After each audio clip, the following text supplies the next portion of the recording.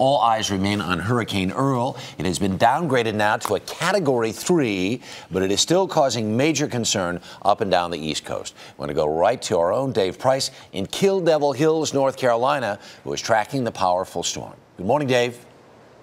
Morning to you, Harry. You know, downgraded often takes people off their guard and off alert. Keep in mind, this is still a very strong storm, and there is a battle brewing here on the ground. Tourists, business people alike wondering, do I need to leave or should I stay? Of course, this is one of the most busy, one of the most important economic weekends of the summer here right along the shoreline of the East Coast, but certainly, safety is paramount, and while the view outside this morning looks simply spectacular, from up above, it is a very different story.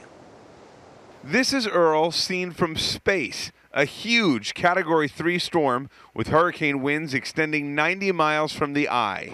After battering the Virgin Islands and Turks and Caicos with winds of 135 miles per hour, it is now closing in on the Carolina coastline. FEMA put millions of people on alert from North Carolina to Cape Cod, Massachusetts, and told them to prepare for possible evacuations, something many who have been through hurricanes before are now taking seriously. We'll probably evacuate if it's too bad. Past experiences, we've already decided that as a family. Red flags were flying on the beach in Kill Devil Hills, North Carolina, signaling dangerous waters. Lifeguards rescued one man after a rip current pulled him out to sea.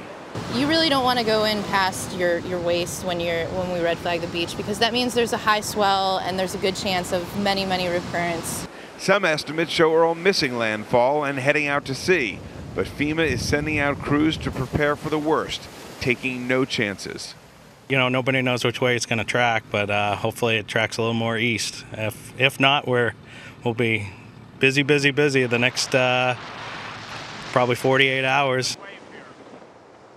Earl's forward speed now 16 miles per hour, heading towards the northwest, 815 miles southeast of Cape Hatteras with sustained winds of 125 miles per hour. Those hurricane force winds extend 90 miles and the tropical storm force winds 200 miles. Let's go through some other data, give you timing. North Carolina beaches, rain and wind late Thursday into early Friday morning. Rough seas and rip currents straight through the weekend up and down the East Coast, Virginia and Maryland. You get it Friday afternoon into Friday night. Again, it'll weaken after that to a Category 2 most likely. The Jersey Shore Friday night into early Saturday morning. Then it weakens again most likely to a Category 1. Then it rolls to Long Island into Cape Cod Saturday and Saturday night, and Maine into Sunday. Watch those rip currents.